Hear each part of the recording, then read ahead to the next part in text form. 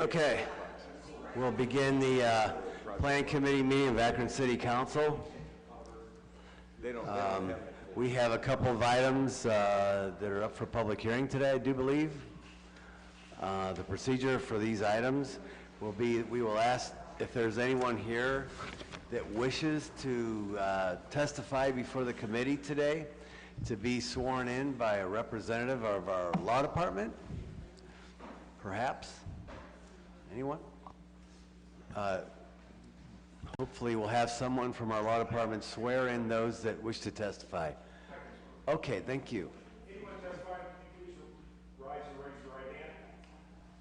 Anyone testifying at today's public hearings? Please raise your right hand. Do you swear or affirm that the testimony you're about to give is the truth? If so, please say I do. Thank you. Thank you. Very good. So the procedures today will be that we will get a report from our planning department in reference to the conditional use request. We'll then open up for public hearing, ask for comment from the public. Then we'll close the public hearing, ask for a question or comment from our committee, and then open it up to all of council. We'll basically repeat that process this evening at 7 o'clock for an additional public hearing that will occur. And then after that public hearing at 7 o'clock, the committee will make a recommendation to all of council. So those are the procedures, just to let you know. And of course, you're invited back at 7 o'clock this evening. So at this time, we'll begin with the first item that is up for a public hearing, which is an ordinance authorizing a conditional use to construct a commercial storage facility on Springfield Lake Boulevard, east of George Washington Boulevard. Mr. Antonucci. Thank you, Mr. Chairman, committee members. Borgo Properties LLC is requesting permission to construct a commercial storage facility on this property. Proposed 4 storage units would occupy the northern portion of the property. At their closest point, the buildings would be set back over 19 feet from Springfield Lake Boulevard. 3 of the buildings would measure 50 feet in width by 180 feet in depth, and 1 unit would measure 50 feet in width by 120 feet in depth. Construction materials would consist of split-face block or brick base below horizontal metal siding with a standing seam metal roof. 8 feet in height chain link fencing would enclose the property, and a 6-foot tall white vinyl privacy fence would buffer the parking area from the residential property to the east. The parking lot, drive, and area between the storage buildings would be asphalt paved. Stormwater management basin is proposed to be to the east of the southeastern building. Landscaping would be provided along the street frontage. There will be code compliant wall signage along the street frontage, as well as another sign at the southeast corner of the property along East Waterloo Road. Facility will be accessible 24 hours, 7 days a week, but monitored by electronic security and access controlled by key card gates. The topography of the lot limits the development to the northern portion of this parcel. There are several commercial uses west of the property, and the UPD 6 zoning for the majority or the southern part of the property allows commercial uses. The existing line of trees and proposed solid fencing will buffer any commercial activity from the abutting residents to the east. Furthermore, the intensity of the use should be minimal and not disruptive to abutting uses. Both Planning Commission, planning staff recommend approval subject to conditions. Thanks, Mr. Antonucci. At this time, we'll open up the public hearing and ask if there's anyone here wishing to testify in favor of the conditional use request on Springfield Lake Boulevard. If you could please come forward and provide for us your name and address, we'd appreciate it. If there's anyone here wishing to testify.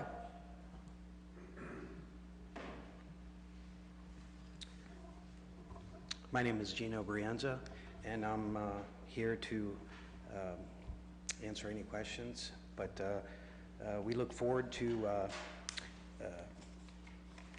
placing a facility on this property, Springfield Lake Boulevard. I think it'll be a good addition to the area, the storage units. If there's anything else that I'd like to add, any questions, I'd be more than happy to do so. Thank you, sir. Thank you.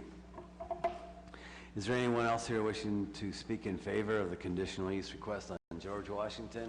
Anyone else here wishing to speak in favor? Anyone? Okay, very good. Is there anyone here wishing to speak against the conditional use request on George Washington? Anyone against? Anyone? Okay, very good. We'll now close the public hearing and ask if there's any questions from any committee members. Okay, Ms. Amobian? I'm just curious, commercial storage units are larger than the average size, is that what it is? Well, these would actually be a mix of storage units for residential purposes as well as for commercial purposes. So, no, they're large buildings, but they are segmented out in different units. How many So units? they're different size units. How many units are they proposing? Oh, I was maybe try- Mr. Brienza could probably answer that. I was trying to make a quick yes, sir. look. Yeah, There would be a total of 29 units. 29. That's correct. Thank you. Thank you very much. Any other? Mr. Hope? Thank you, Mr. Chairman. I just wanted to speak in favor of the project. I've talked to Gino and met with him, and knowing Mike from Mike Woolwind, who's helping with this construction, and that he's done some very nice work for different people and in the city, and always looking out for everything. This property has been always vacant, and it only has a certain percentage of it that can be used. It's about somewhere between 30 and 40% of it because of wetlands and because of a waterway that comes back through there. And there is, on the east side, there's a buffer area there of trees that would buffer this from any of the residential area from over there. And on the west side, there is retail and commercial that's over there. So I think it's a good idea to put something in there. It's not a real busy business because of it being storage, so it isn't, and it's not going to be, I don't believe 24/7, and there isn't supposed to be any outside storage or anything there. Everything will be inside, so it should be decent, and like I said, I'm in favor of this usage of the property. Thank you. Thank you, Mr. Hope. Any other questions or comments from anyone? Very good. Hearing none, we'll now move on to item number 2, but again, invite you back this evening at 7 o'clock for the second public hearing. Thank you. Thank you. Very good. The second item is amending the zoning map by changing the single-family residential use district use on property located at 715 East Bookton. Mr. Chairman, committee members, Planning Department has investigated the rezoning of this property at 715 East Bookton Avenue, which contains a 44-room mansion and carriage house, from a single-family residential use district to a retail business use district. The vacant property at 715 East Bookton, also known as the Robinson Mansion, previously housed Steinway Hall and the T.S. Good Organ Company. Built in 1906, it's the last house remaining of the original Millionaire's Row along East Market Street, and it is on the National Register of Historic Places. In March of 2019, the property was purchased by the Robinson Revival Group. The developer plans to renovate the mansion and carriage house with a mix of office and residential uses. Planning staff is of the opinion that the rezoning of the subject property to a retail business use district is logical and will remove a barrier to redevelopment. The Land Use and Development Guide Plan recommends retail uses for the property. The property has been conditionally zoned several times in 1977, 1981, and then again 1990 to allow a variety of uses. As such, it is not realistic that the 44-room mansion would currently be utilized as a single-family residence.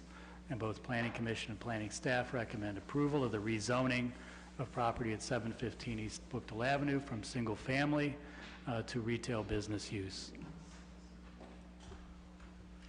Thanks. We'll open up the public hearing.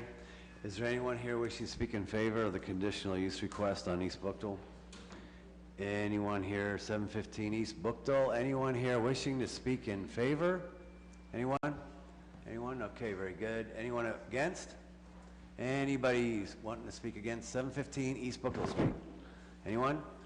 Very good. We'll now close the public hearing and ask if there's any questions. Mr. Swirsky. Yeah, I mean, it sounds great. This old historic building is going to be restored, maintained. What kind of business is going in there? Well, this would be a mix of actually offices and some retail and some residential. So it's going to be a mixed use. This is the property that Tony Tropy purchased. And so, Yeah, I've been through it Yeah. a couple times, yeah. Further questions or comments? Very good. Ms. Mobian. I was looking at this, trying to figure out, is this the gray building that CHC used to be in? That's not it? No, this is the big, you can see it's kind of set back. It's a huge brick mansion. It's Okay. Used to be sideways. All pianos. Oh, okay, I know what you're talking about now. Thank you. Okay. Any other questions or comments? Okay, hearing none. And I'll invite everybody back this evening at 7. Very good. At this point, I'd like to request that we take time on 3 and 4. And item number 5, this is 418 Crestwood Avenue, a 3-unit apartment house.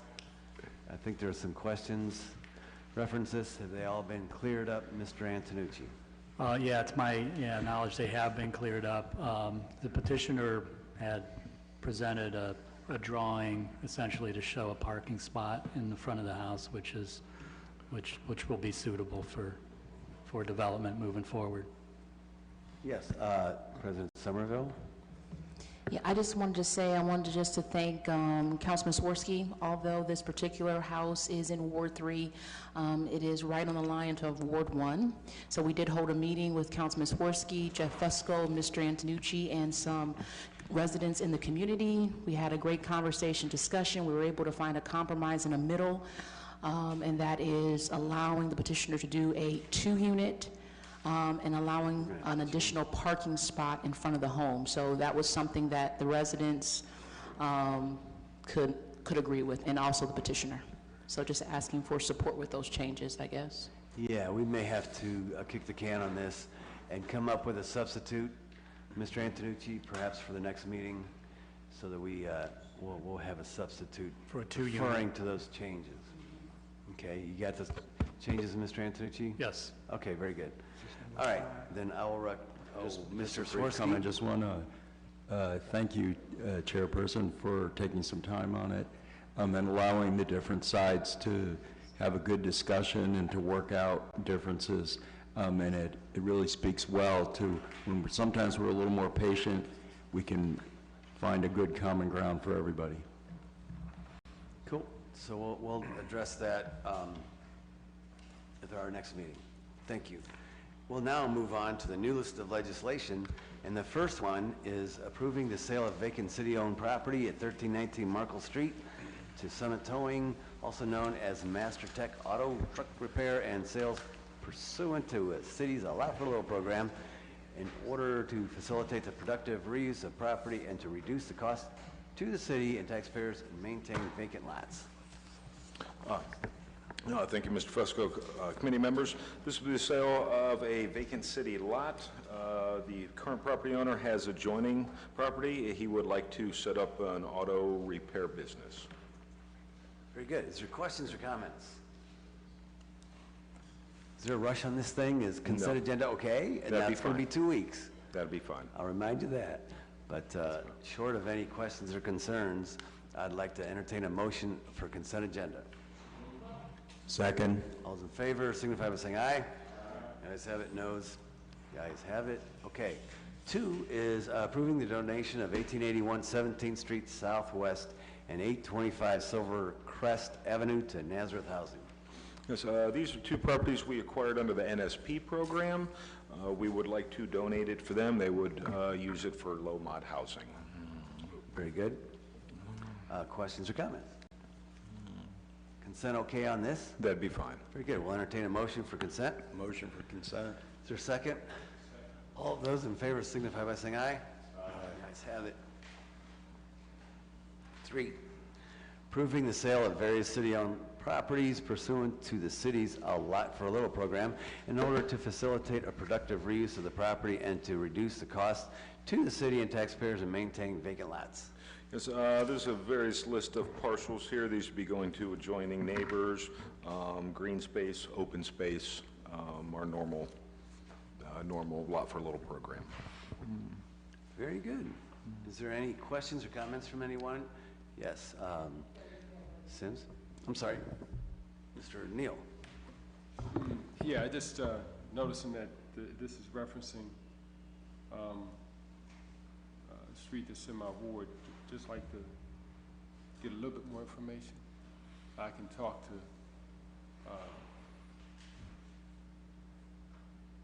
Mr. Segedy afterwards, but just in regards to, I'm assuming this, excuse me for not being up on it, but is this relating to the parcels that we've been talking about? I don't have it in front of me, but we could definitely talk after the committee. Yeah. As long as we take time, I mean, the consent agenda, that'll give me enough time to get my questions answered. Okay. Any other, Ms. Sims? Thank you, Mr. Chairman. You know, just as I think I got this math right, I get a little confused. So on the item summas, so it's 7,440 square feet for $2,536. But on item 1, we had 10,850 square feet for the same amount. But then I tried to do the math, like square footage. Some of these are sort of dependent upon how we bought them and our cost associated with it. The traditional land realization, we were charged approximately $2,500. That's the charge we pass on to the buyer. So if you see a $2,500, that means those are how we acquired it, and that's what we paid for. The other ones were basically old CD area ones. So depending on how we acquired, it depends on the sale of it. Okay. Okay, I think I get it. I thought there was just some standard, because I know we went around. No, and we can sit down and go over Okay. this Thank with you. you in more detail if you like. Thank you very much. Further questions or comments? Is there a motion for consent? Motion for consent. Is there a second? All those in favor signify by saying aye. You guys have it. Thank you. 4, authorizing the transfer of city-owned property on Hartford, Sumner, Allen to Akron Public Schools in exchange for property owned by the said Akron Public Schools on Peckham Street. Yes, this proposed trade is in line with 4 or 5 other ones we've done with Akron Public Schools. We bought property in the Leggett and Schumacher for the new schools. We've been carrying a balance with them. At this point, we're proposing trading them land that their school is built on. Some of it's parking lots, playgrounds, the school, in exchange to acquire the Erie Island site. It's about 6-acre site. It still has the school on it. It is closed at this point, but this would give us a chance to acquire a future developable, very large site. Gotcha. Thank you. So no money in essence is changing hands, just property is changing hands. Yes, sir. There's no money being exchanged here. Gotcha. Okay. Questions or comments from anyone? Okay, I'm not seeing anything, so is consent okay on this one? That'd be fine. Okay. Motion for consent. Is there a second? All those in favor signify by saying aye. Aye. The ayes have it. 5, approving the sale of vacant city-owned property in the Akron Land Banking Project. Yes, this would be a side lot sale. It'd be going to the abutting owner, basically similar to a lot for a little program. Similar to lot for little. Okay, questions or comments? I'm not seeing any. Consent okay? That'd be fine. Okay. Is there a recommendation for consent? Is there a second? Second. All those in favor signify by saying aye. The ayes have it. Anything else come for the committee? We're adjourned. Thank you. Oh, sure. Thank you. I just, Mr. Chairman, I think the parcel that was in Mr. Swirsky's ward brought something before us that I think as council we want to take a look at in light of everything that's been published in the paper, and when we talk about looking at our policies, and that may be the challenges with some of our policies regarding housing and making sure that we have affordable housing. I know I've already been made aware by some residents that are highly concerned that rent up by Rolling Acres. They've already been told by their landlord that when Amazon comes in, their rent is going up, which means that's going to push some of those folks into other markets where, you know, it's just going to be a trickle-down effect. I think we need to take a look at our rental situation, maybe get with some of the Realtors Association, the Landlords Association, and look at what the potential impact may be just with the basic economics. We've seen time after time and stuff coming in the paper talking about the challenges that people are having, you know, just with the basic economy. But I think with the influx of potential new jobs, and we had talked about making sure that we create some type of rent protection for businesses that have been up in the Rolling Acres area. I don't think we really thought about residents that live up in that area, whose rent may, the folks that live up in the woods, I think that's what it's called, their rents are going to go up. They've been told are going to go up as soon as that distribution center is in place. So I don't know when, but I do think that's something that we need to have on the docket and be purposeful about making sure that we take a look at how we can work and create incentives to keep without a spike in the rents going up. Great. Thank you. We're adjourned. Thanks.